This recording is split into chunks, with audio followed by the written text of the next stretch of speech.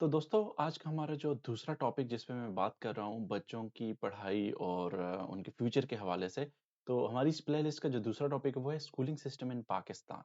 अब ये बहुत इंपॉर्टेंट टॉपिक है, लेकिन इसका कोई भी लेन देन जो है वो पेरेंट्स के साथ नहीं है, या पेरेंट्स ये नहीं कह सकते कभी भी कि स्कूल की वजह से हमारे बच्चे फेल हो जाते हैं, ये स्कूलिंग सिस्टम का कसूर है, ये हमारे हालात ठीक नहीं है, या पाकिस्तान की सियासत को दरमियान में ले आना, ये इस तरह की चीज़ों को ले आना, कि बिल्कुल एक किस्म की बेबुनियाद सी बात है। इन चीज़ों का इससे कोई लिंक नहीं है कि आप अपने बच्चे की परवरिश कैसे कर रहे हो, ठीक है जी? आपका अपना घर है, आप अपने सिस्टम को चला रहे हो।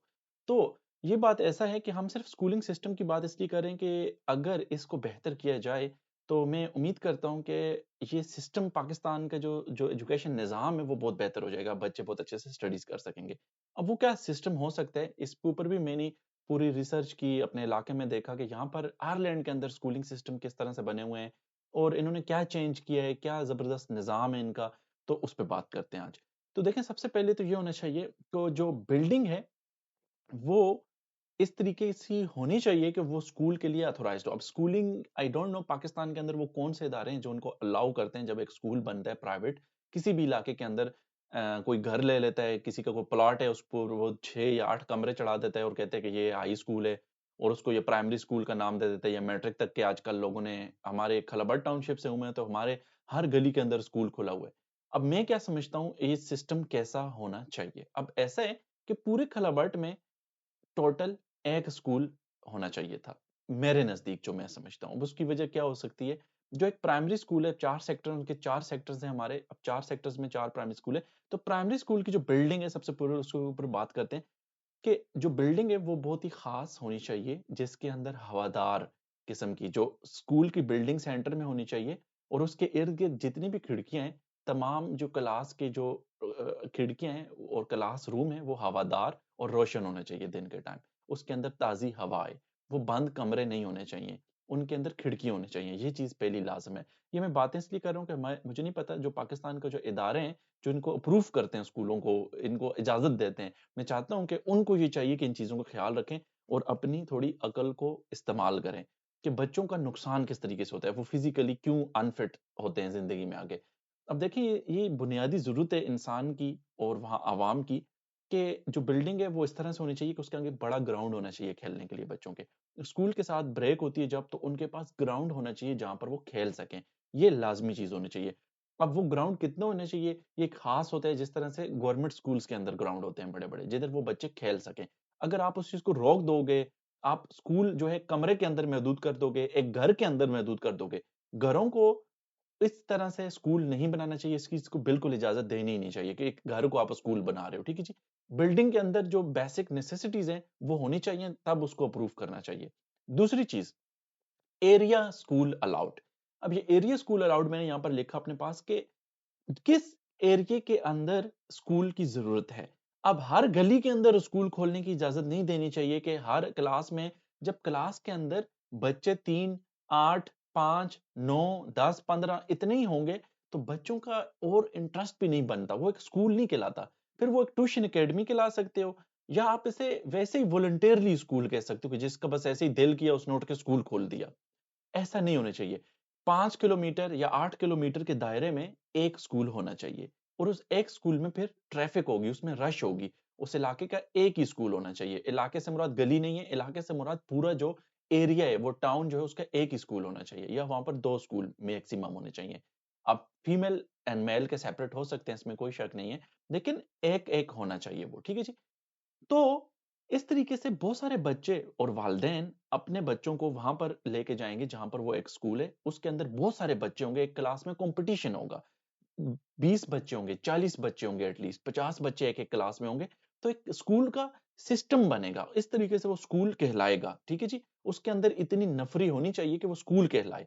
फिर उसकी बिल्डिंग ऐसी होनी चाहिए, क्योंकि गवर्नमेंट बिल्डिंग्स अच्छी हैं पाकिस्तान में, उनको रिनोवेट करना चाहिए, उनके पास प्रॉपर लैब्स होनी चाहिए, ठीक है जी? और इस तरीके से जो टीचर्स जो गवर्नमेंट के हैं, वो एक-एक क्लास के अंदर 50 बच्चों की अगर जगह नहीं है, उनको नहीं पढ़ा सकते, तो उनके लिए नंबर ऑफ क्लासेस होती हैं। जैसे मैट्रिक क्लास है, तो मैट्रिक का मैट्रिक ए, मैट्रिक बी क्लास है। ऐसे ही अगर कच्ची क्लास के अंदर 50 बच्चे आ गए हैं, तो कच्ची क्लास को 20-20 बच्चों में डिवाइड किया जाए, ताकि ज़्यादा नंबर ऑफ टीचर्स को हायर किया जा सके एक स्कूल के अंदर। जितना ज़्यादा स्टाफ होगा, एक तो एक टीचर का ज़्यादा टाइम नहीं लगेगा, दिन सारा एक ही क्लास के साथ लगा रहे।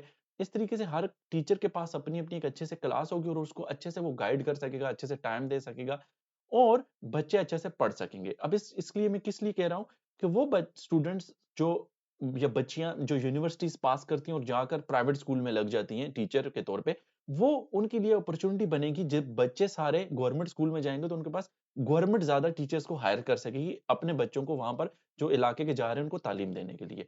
तो इस तरीके से ज़्यादा बच्चे हो जाएँगे वहाँ पर, जो पढ़ाने वाले टीचर्स हैं वो भी ज़्यादा हो जाएँगे और बच्चे भी ज़्यादा हो जाएँगे। तो जो आप ये कह सकते हो कि यार उनकी तो रोज़ी-रोटी चली जाएगी, क्या करेंगे प्राइवेट स्कूल नहीं होंगे। तो वो वहाँ पर जाएँ जहाँ पर स्कूल के सारे बच्चे उस जगह जहाँ पर नई जगह जाएँगे, जो गवर्नमेंट स्कूल होगा उसमें जाएँगे या प्राइवेट स्कूल होगा जो एक। तो एक डिस्टेंस ज़रूर देना चाहिए कि इस डिस्टेंस के साथ इतने किलोमीटर तक कोई और स्कूल नहीं खुल सकता। ये इजाज़त नहीं देनी चाहिए गवर्नमेंट को, ठीक है जी? जो इदारा है उसको। तो ये इसीलिए ये मसाइल बने हुए हैं कि हर गली में स्कूल खुला हुआ है और बिज़नेस खोले हुए हैं लोगों ने अपने। और वो बिज़नेस इस तरीके से अब मैं अगली जो बात करने वाला हूँ कि टीचर्स की मिनिमम पे होनी चाहिए गवर्नमेंट स्कूल के अंदर और वो ही प्राइवेट के लिए भी होगी। कि भई एक टीचर है उसको 50,000 या 40,000 पाकिस्तान के हिसाब से घर चलाने के लिए पाकिस्तान के हिसाब से इस चीज़ को सोचा जाए गवर्नमेंट को कि एक घर चलाने के लिए एक बंदे को कितने पैसे ज़रूरत होते हैं। अगर उसके 2 बच्चे हैं और वो रेंट पे रह रहे हैं मिसाल के तौर पे 15,000 रेंट है, खाना-पीने का खर्चा है और उसने जो है बस का खर्चा है, उसके अपने जो कुछ पैसे देने हैं, उसने गाड़ी रखी हुई है अगर अपने पास उसने, तो ये सारी चीज़ें मद्देनज़र रख के 40, 50, 60,000 तो बनता ही है। अगर इस हिसाब से आजकल महँगाई है उसके हिसाब के उस रेश्यो के हिसाब से सैलरीज़ होनी चाहिए ताकि लोगों को किसी से माँगने की ज़रूरत ना पड़े, ठीक है जी?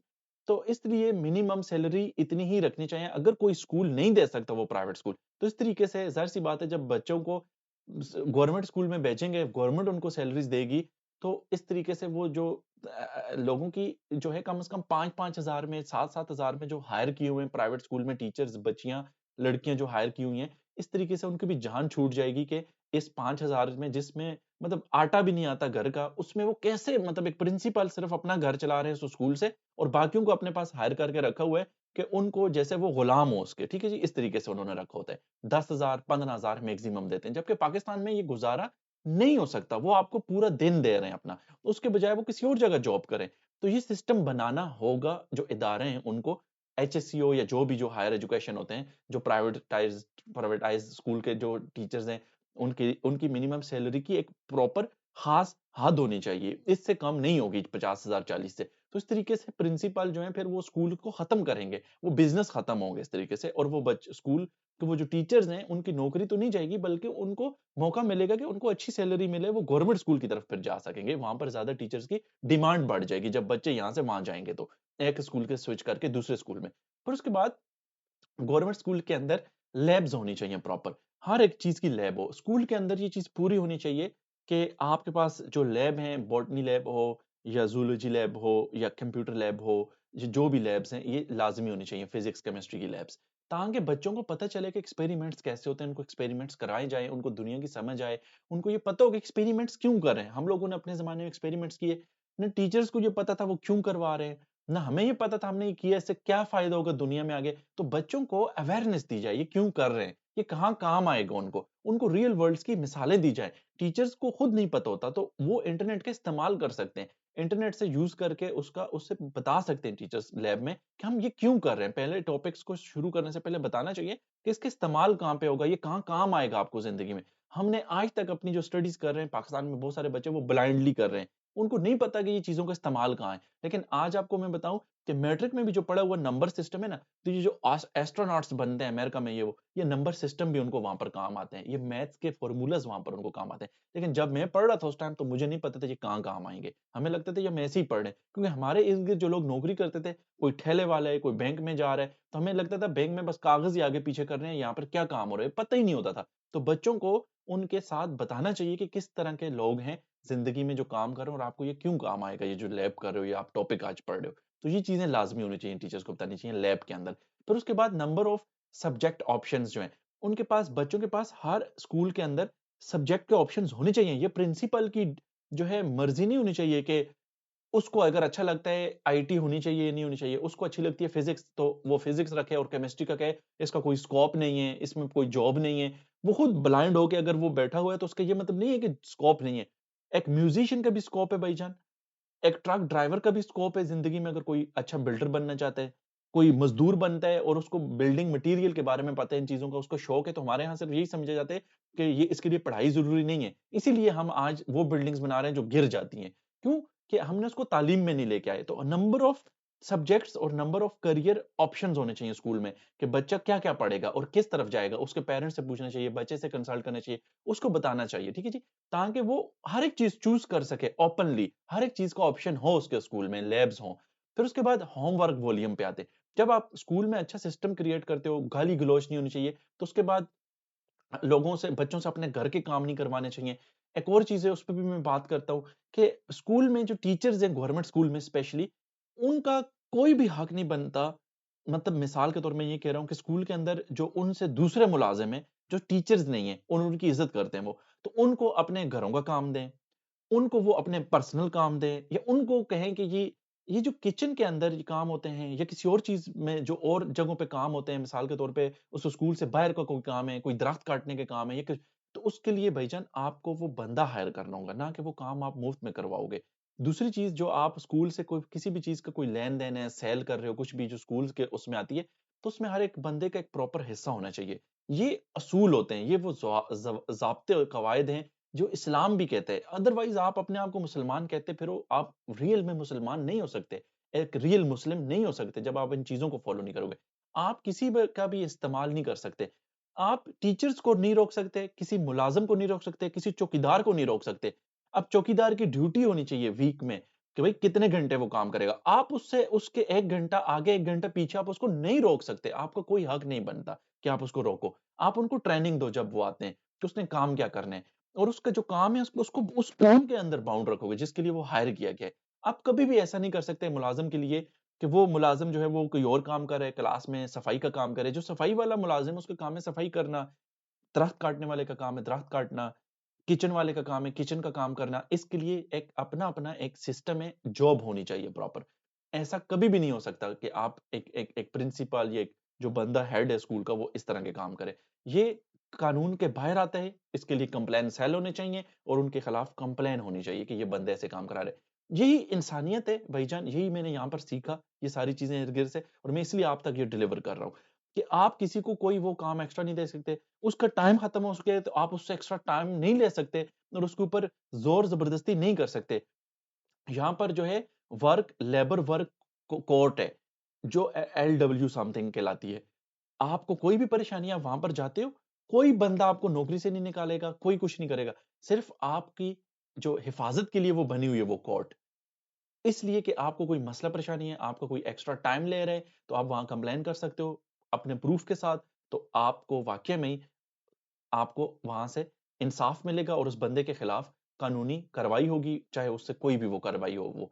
तो इस तरीके से ये बात मद्देनज़र रखेंगे, पाकिस्तान में हम लोग कभी भी चौकीदार होता है तो उससे कोई भी काम करवाते हैं। अब ड्यूटी उसकी डे की है, उसको रात को भी वहाँ पर सोने के लिए हम कहते हैं, रात को भी वहीं पे सोएगा, व्हाटएवर जो स्कूल की ड्यूटीज़ होती हैं उसमें। बहुत सारे स्कूलों में इस तरह से होता है, पाकिस्तान के गवर्नमेंट स्कूल में स्पेशली, या प्राइवेट में भी ऐसा होता है कि वो घर के भी काम कर रहे हैं, उसके घर में चीनी पत्ती दे के आ गया जी फलाँ बंदे के, टीचर के। तो ये चीज़ें खत्म होनी चाहिए। टीचर्स को भी ये ट्रेनिंग देनी चाहिए पहले, कि टीचर बनने से पहले कि उसने टीचर टीचिंग का मतलब क्या है और उसके क्या-क्या काम है वो जो करेगा। जो बंदा दूसरा है उसका अपना काम है। उसका कोई काम नहीं है कि वो उसके पर्सनल काम करे, वहाँ पर आप खाना-पीना कर रहे हो। ये टीचर के साथ दूसरे मुलाज़िम को कोई लेना-देना नहीं है। वो अपना काम करेगा, वो अपना काम करेगा। जो बंदा उसको हायर कर रहा है वो उसको बताएगा, वो जो स्कूल की कमेटी है कि आपका क्या काम है बस। उससे वो आगे पीछे नहीं जाएगा और कमेटी के खिलाफ वो कंप्लेन कर सकेगा। इसमें कोई अच्छाई और बुराई नहीं है। आप दूसरे का टाइम ले रहे हो, आप दूसरे को गलत इस्तेमाल कर रहे हो, आप उसकी ज़िंदगी का, उसके वक़्त का गलत इस्तेमाल कर रहे हो। जो उसका अपना हक है उसको इस्तेमाल करे वो। तो ये चीज़ें हमने सीखनी होंगी, चाहे आप प्रिंसिपल हो, चाहे आप टीचर हो या जो भी हो। ठीक है जी? तो ये बहुत इम्पोर्टेंट चीज़ें हैं। इस तरीके से ही मुल्क के अंदर चेंज आएगा और हम इंसान बनेंगे और हमारा मुल्क और मुआशरा तरक्की करेगा और यूरोप के जैसे इंसानियत की खिदमत होगी, ये असल खिदमत है इंसानियत की। टीचर बनने के अलावा, प्रिंसिपल बनने के अलावा, हेड ऑफ स्कूल या जो भी आपके जो इदारे की जो सिस्टम है उसके अलावा, ये सब चीज़ें खत्म होनी चाहिए। फिर उसके बाद चलते हैं होमवर्क। देखिए टीचर्स एंड प्रिंसिपल को ये चाहिए कि क्यूरिकुलम जो उसका है उसको डिज़ाइन करे। उसमें क्या बच्चे को पढ़ाना है, क्या-क्या चीज़ें उसको देनी है, सिस्टम को डिज़ाइन करे प्रॉपर, ठीक है जी? क्या होगा? होमवर्क क्या होना चाहिए? बच्चा जब स्कूल में आता है तो उसको चीज़ें अच्छे से पढ़ानी चाहिए। पहली बात तो ये कि होमवर्क होना ही नहीं चाहिए, क्यों जो बच्चा आ गया है, ये पाकिस्तान के अंदर एक कल्चर बन चुका है, एक सिस्टम डेवलप किया है, पैसा कमाने का एक नया ढंग निकाला हुआ है कि बच्चा ट्यूशन अकेडमी जा रहा है। अगर वो तालीम स्कूल से हासिल कर रहा है तो वो ट्यूशन क्यों जा रहा है? उसको सिर्फ घर में पेरेंट्स अगर चाहें तो उसको सिर्फ रिपीट करवा दें काम को, इतना होना चाहिए। रिपीट करने का ये मतलब नहीं है कि वो 8 घंटे बैठ के स्कूल से वापस आने के बाद भी रिपीट करे। वो 6 घंटे के लिए उसको इतना काम दे दिए, हर सब्जेक्ट का काम देते हैं, 8-8 सब्जेक्ट होते हैं और बच्चों को इतना ज़्यादा काम देते हैं कि ना उसके पास खेलने का वक़्त होता है, ना उसके पास पारा पढ़ने के लिए टाइम बचता है, रात को आके सिर्फ सोता है और फिर सुबह उठ के जाता है। फिर जब वीकेंड आता है तो फिर उसको इतना होमवर्क देते हैं कि कहते हैं तुमने सैटरडे संडे को ये काम करना है। भई उसको वो वक़्त खेलने के लिए दिया जाए, जैसे आपको छुट्टी हो गई है मेरा भाई, टीचर्स का भी ये काम बनता है कि जो उसका काम है सुबह से दिन तक जो आता है या 4 बजे तक उसकी जो ड्यूटी होती है प्रॉपर 8 से 4 तक 2 बजे तक स्कूल का काम करे, उसके बाद पेपर चेक करे। घर वाले काम नहीं होने चाहिए कि अब वो घर में जाके घर के काम करेगा, फैमिली को वक़्त देगा टीचर। बच्चे अपनी फैमिली को वक़्त देंगे, वो खेलेंगे, उनका अपना वक़्त है वो। आप उस वक़्त में उनके ऊपर कोई भी वज़न नहीं लाद सकते। ये बिल्कुल क्लियर होना चाहिए। फिर उसके बाद आती हैं गर्मियों की छुट्टियाँ, सर्दियों की छुट्टियाँ। अब उसके अंदर भी बच्चों को काम दिया जाता है। कि भाई 3 महीने के लिए फलाँ-फलाँ रजिस्टर ले लो और ये काम करो। इस चीज़ को भी खत्म करना चाहिए। उसकी रीज़न क्या है भई? उसकी रीज़न ये है कि बच्चों का हक बनता है कि वो अपनी नानी, दादी या किसी दूसरे मुल्क, दूसरे शहर में, किसी अच्छी जगह घूमने के लिए जाएँ। वो अपना वक़्त में सुकून करें उस वक़्त में। उनको छुट्टियाँ हुई हैं, वो कोई कोर्स करें, सीखें जाके। कोई अच्छी फ़िज़िकल एक्टिविटी स्पोर्ट्स में हिस्सा लें। वो अपना वक़्त खुद जैसे वो चाहते हैं उसको वैसे गुज़ारें। पेरेंट्स का ये हक ज़रूर बनता है, उसको इस तरह से काम ज़रूर दिया जाए कि जो उन्होंने सीखा है, उसको उस वक़्त में उनको बताया जाए कि डेली इनको रिपीट ज़रूर करवाएँ थोड़ा-थोड़ा 1 घंटे के लिए। इतना नहीं है कि सारा दिन बच्चे सारा दिन बैठ के काम लिखते रहते हैं छुट्टियों में भी। तो उनको छुट्टियाँ क्यों दी गई हैं आखिरकार? उनको छुट्टियाँ एन्जॉय करने के लिए दी जाई गई हैं। तो इन चीज़ों को समझना चाहिए विंटर्स एंड समर वैकेशंस होती क्यों हैं? इसका मकसद क्या है? चीज़ों के मकसद को समझें, जॉब के मकसद को समझें। उसका टाइटल क्या है? वो क्यों जॉब बनाई गई है? छुट्टियाँ क्यों बनाई गई हैं? उसको समझने की कोशिश करें। उनके ऊपर वज़न ना लादें, उनको स्ट्रेस ना करें बच्चों को। उनको हक दिया जाए कि वो खेलें, ग्राउंड में जाएँ खेलें, अपना वक़्त गुज़ारें जैसे वो चाहते हैं, छुट्टियों को एन्जॉय करें। तो इसलिए उनको छुट्टियों में काम नहीं देना चाहिए दोस्तों। और कुछ टीचर्स ऐसे करते हैं कि उनको छुट्टियों में भी होमवर्क वाले बुला लेते हैं। कहते हैं आप यहाँ पर आओ और उनसे छुट्टियों के पैसे भी ले लेते हैं कि कहते हैं छुट्टियों के पैसे आप हमें दोगे फीस। फिर उसके बदले उन बच्चों को बुलाते हैं, कहते हैं अब इस टाइम पे भी ये बच्चा आके पढ़ेगा यहाँ स्कूल में आके कि हम इसको इसके एग्ज़ाम की तैयारी करवाना चाहते हैं। तो भई आप अपना सिस्टम इतने अच्छे से करो कि पहले ही जो बच्चा आ रहा है उसको इतने अच्छे से पढ़ाओ तो उसको प्रैक्टिकली चीज़ें समझ आएँ। उनको रटे ना लगाओ बुला-बुला के कि वो बच्चे रटा लगा के साल के एंड में तैयार हो रहे हों। और एक और चीज़ मैं सोच रहा था कि बच्चों का जो करिकुलम है उसको सालाना से हटाकर क्विज़ बेस्ड सिस्टम होना चाहिए ताकि उनको याद दहानी करने वाले काम खत्म हो और वो प्रैक्टिकली चीज़ों को सीखें और 6-6 महीने की एक क्लास है जैसे 9 और मैट्रिक है, तो 9 को 6 मंथ की 9 की 6 मंथ का पहले एग्ज़ाम होना चाहिए, फिर 6 मंथ बाद एग्ज़ाम होना चाहिए। जैसे यूनिवर्सिटी में या कॉलेज में सेमेस्टर सिस्टम है ऐसा होना चाहिए। उसमें बच्चे बहुत ईज़ी होते हैं। थोड़ा-सा पढ़ते हैं मतलब 6 चैप्टर पढ़े, उनका फाइनल एग्ज़ाम हुआ, वो उनकी हाफ मार्कशीट बन गई। फिर 6 महीने पढ़ा, उसकी हाफ मार्कशीट बन गई। इस तरह से बच्चों को 12-12, 14-14 चैप्टर भी नहीं याद करने पड़ेंगे, बर्डन भी नहीं होगा और वो ईज़िली चीज़ों को सीख भी सकेंगे और उसी वक़्त एग्ज़ाम दे के क्लियर कर सकेंगे। ये ऐसे ही है जैसे आप एक चीज़ को 1 घंटे में सीखते हो और 1 घंटे बाद एग्ज़ाम दे देते हो। ऐसे ही 6 महीने में चीज़ों को सीखा, उसका एग्ज़ाम दे दिया। साल-साल वाले काम खत्म होने चाहिए। हमने इन चीज़ों को डिज़ाइन करना चाहिए, चेंज करना चाहिए ताकि बच्चों के बारे में इन चीज़ों को समझना चाहिए जो एचएससी वाले या हायर एजुकेशन के जो इदारे हैं जिन चीज़ों पे काम कर रहे हैं, करिकुलम डिज़ाइन करते हैं, इनको समझना चाहिए इन चीज़ों को कि किस तरीके से एग्ज़ाम होने चाहिए, बच्चे स्ट्रेस फ्री हों और अच्छे तरीके से आगे बढ़ के निकलें और अपने एग्ज़ाम में फेल भी ना हों। इस तरीके से जो फेल होने वाले हैं, उनकी तादाद भी कम होगी, तो अच्छे से सीखेंगे बच्चे। फिर उसके बाद आता है 9th में जब जाते हैं, तो उनके पास फ्यूचर के लिए प्रॉपर जो है वो एक डे मुख्तस किया जाए, जिसमें वो अपने उनको 9th में जाने से पहले 8 के एंड में ये बताया जाए कि उनके पास क्या-क्या चॉइसेस हैं। हर एक लैब होनी चाहिए स्कूल में, उन बच्चों को पता होना चाहिए पहले से ही जो 9th की क्लासेस आगे जा रही हैं, कि किस-किस किस्म के सब्जेक्ट हैं, दुनिया में कितनी किस्म की जो लोग काम कर रहे हैं। मिसाल के तौर पे अब देखें पाकिस्तान में कोई भी बंदा मेटेरोलॉजिस्ट नहीं बनता। अब कोई वेदर फ़ोरकास्ट वाले जो हैं, उस इदारे में कोई नहीं जाता। क्यों? कि स्कूल में वो कभी कोई सब्जेक्ट या कोई करियर के बारे में उस तरफ कोई बताता ही नहीं है कि भई महकमा मौसमियात भी है, इस मुल्क में एग्ज़िस्ट करता है। न्यूज़ वाले भी हैं। आपने कभी सुना है कि कोई बंदा मीडिया के उसमें चला गया है सीख कर? है ही नहीं है वो चीज़ 9th मैट्रिक के बाद वो चीज़ आती ही नहीं है करिकुलम में। तो ये उनको बताना चाहिए। एक ही चीज़ हम सीख रहे होते हैं, फिज़िक्स, केमिस्ट्री, मैथ बस और computer science. Physics, chemistry, math, computer science बस इसके अलावा और कोई है ही नहीं है चीज़। तो ये सारे इदारे जो काम कर रहे हैं, बच्चे मल्टीपल चीज़ों में जा सकते हैं, किसी एक इदारे पे बोझ बनने के बजाय। कोई एटॉमिक एनर्जी में जा रहा है तो पूरी अवाम पीछे उसमें लगी हुई है। मेडिकल में जा रही है तो पूरी अवाम मेडिकल में लगी हुई है, पूरी अवाम आईटी के उसमें घुसी हुई है। ये समझते हैं कि दुनिया में बस आईटी है जो बदलाव ला सकती है और कुछ भी नहीं है। आईटी सिर्फ हर फील्ड के अंदर उसका टच है। ज़रूरी नहीं कि आईटी सारी दुनिया का लेके आगे चल रही है। आईटी का टच है फिज़िक्स में, आईटी का टच है केमिस्ट्री में, आईटी का टच है मेडिकल में। ये जो वेदर फोरकास्टिंग के जो सॉफ्टवेयर काम करते हैं, ये भी आईटी के हैं। तो ये सारी चीज़ों को इन चीज़ों को सोचना चाहिए और बच्चे को 8th क्लास में बताना चाहिए कि ये देखो, ये करियर है, ये आपके पास ऑप्शंस हैं, ये लोग ये काम करते हैं। कोई जो है वेदर फोरकास्ट में जाता है, कोई मीडिया सेल में, कोई एंकर बन जाता है। देखें जी, आप लॉयर भी बन सकते हो, आप जो है किस आप मतलब किसान जो हैं, आप डॉक्टर बन सकते हो। किस चीज़ के डॉक्टर का मतलब ये नहीं है कि कोई सर्जन बन गया। डॉक्टर का मतलब आप बच्चों के डॉक्टर बन सकते हो भाईजान। आप जो है जानवरों के डॉक्टर बन सकते हो। ये भी एक फ़ील्ड्स होनी चाहिए, इनको ओपन करना चाहिए ताकि इस तरीके से ये यूरोप का जो माशरा है, इसमें म्यूज़िक की भी फ़ील्ड है। कोई म्यूज़िक वाले की तरफ जाते हैं, कोई रिलिजियस स्टडीज़ की तरफ जाते हैं, रिलिजियस जो है दीन की स्टडीज़ करते हैं। कोई किस जिसका जो बच्चे का जो इंटरेस्ट है उस तरफ वो जाए। तो उनके लिए इस तरह के डे बनाने चाहिए जिनमें उन बच्चों को सबको इकट्ठा करके बताया जाए कि 8 क्लास से आगे उनके क्या-क्या फ्यूचर है। फिर 9 मैट्रिक के बाद भी उनको चॉइसेस बताई जाएँ। फिर एफएससी के बाद भी चॉइसेस बताई जाएँ कि अब भी उनके पास क्या-क्या चॉइसेस हैं। ये डे होना चाहिए स्कूल्स में, इसको होना चाहिए, ये बहुत लाज़मी है और उन टीचर्स को भी पता होना चाहिए कि क्या-क्या है। टीचर्स को खुद नहीं पता था, क्योंकि मुझे खुद नहीं पता था जब मैं अपनी यूनिवर्सिटी क्लियर करके निकला कि आगे दुनिया में क्या-क्या चॉइसेस हैं। सिर्फ दुनिया में एक ही चीज़ नज़र आ रही थी, फिज़िक्स, केमिस्ट्री, मैथ और कंप्यूटर साइंस। तो ये चीज़ें बदलनी चाहिए, एचईसी को चाहिए कि इन चीज़ों पे काम करे। फिर उसके बाद सब बच्चों में इक्वलिटी हो। कभी भी ऐसा नहीं है कि कोई बच्चा गाड़ी में आ रहा है, एक बच्चा पैदल चल के आ रहा है, दूसरा स्कूल जो है वो अपना उसमें आ रहा है, साइकिल पे आ रहा है। कहीं किसी के पास मतलब खाने के पैसे नहीं है स्कूल में जब आता है किसी के पास, तो कैंटीन सिस्टम है, इसको भी इस तरीके से बनाया जाए कि बच्चों से एक चीज़ होती है कि बहुत सारे पेरेंट्स जो हैं वो ये इसीलिए होता है कि जब आप टीचर्स को तनख्वाह सही से नहीं देते ना 5-5 10,000 जब देते हैं जो प्राइवेट स्कूल वाले, जब वो बच्चा कोई या वो वालिदैन जब किसी जगह लड़का शादी करता है, तो वो 5,000 में क्या घर चलाएगा? इसीलिए इस चीज़ को खत्म होना चाहिए मैं कहता हूँ। लेकिन जब वो अपने बच्चे को किसी जगह स्कूल में भेजता है, तो ना उसके पास इतने पैसे हैं कि वो उसको डेली के ₹50 दे सके कि उसमें ₹20 के या ₹30 का एक समोसा आता है, कम से कम वो खा सके वो। तो पाकिस्तान में जो सिस्टम है स्कूल में उसमें कैंटीन सिस्टम भी होना चाहिए, जिसके अंदर बच्चों की फीस के अंदर आप ऐसा कर सकते हो कि यार 500 एक्स्ट्रा ले लो उनसे, या गवर्नमेंट को चाहिए कि इस तरह का सिस्टम लाए कि बच्चों को कभी भी एक बच्चे को दूसरे बच्चे से ये चीज़ ना हो कि उसके पास खाने के लिए वो चीज़ अच्छी ला रहा है और दूसरा बच्चा जो है उसके पास खाने के लिए कुछ नहीं है।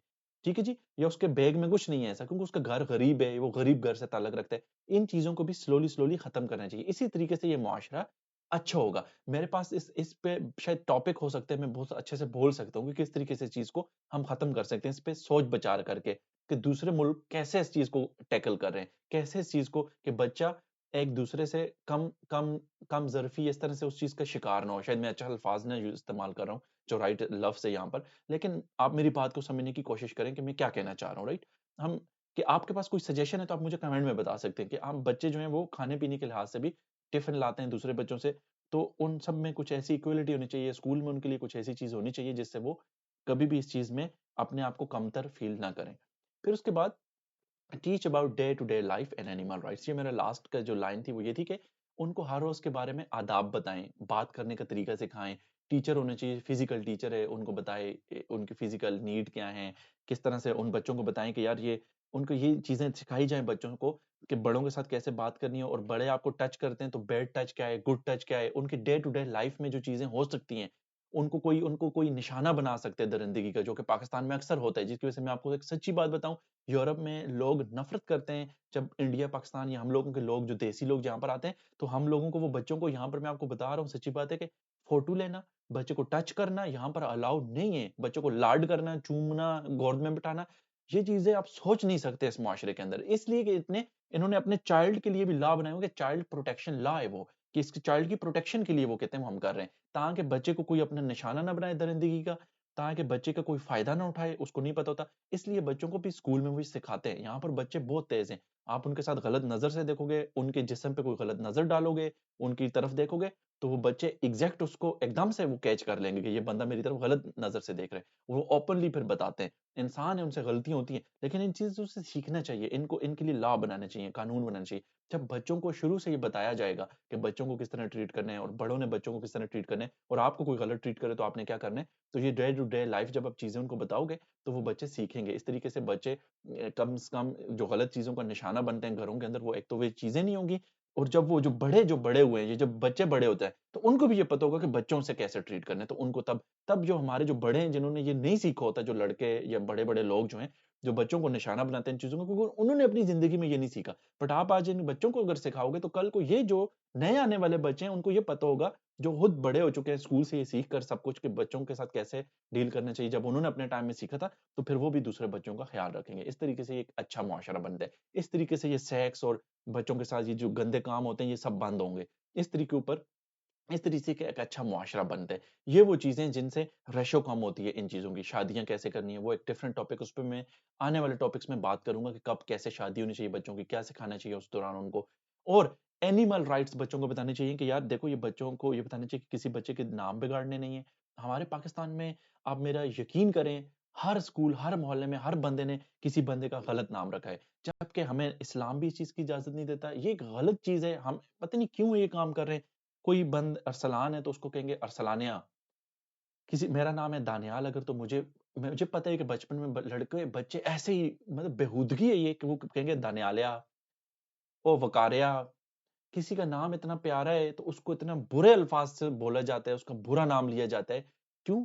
बच्चों को नहीं सिखाया गया था। हमें उस वक़्त नहीं सिखाया गया था स्कूल में कि कैसे नाम पुकारने हैं, कि ये आदाब होते हैं ज़िंदगी के। अगर आप ये बच्चों को सिखाएँगे, तो तब बच्चे सीखेंगे आगे जाके, ठीक है जी? और इस तरह से एनिमल राइट्स जो हैं उनको बताया जाए। कुत्ता है तो कुत्ते के क्या तहफ़्फ़ुज़ हैं, कुत्ते को पत्थर नहीं मारना, उसके आगे खाना डालना है, बिल्ली के आगे खाना डालना है, बिल्ली को जो है उसकी हिफ़ाज़त करनी है, उसको प्रोटेक्शन देनी है, ताकि जो जानवरों के हकूक हैं, वो भी बच्चों को सिखाए जाएँ। कल को ये जो कुत्ते आज जो गलियों में घूम रहे हैं, जो आज हमें यूरोप में ये कुत्ते गलियों में घूमते हुए इसलिए नहीं नज़र आते, क्योंकि इन्होंने अपने बच्चों को जब सिखाया था, तो इन बच्चों ने उन कुत्तों को अडॉप्ट किया।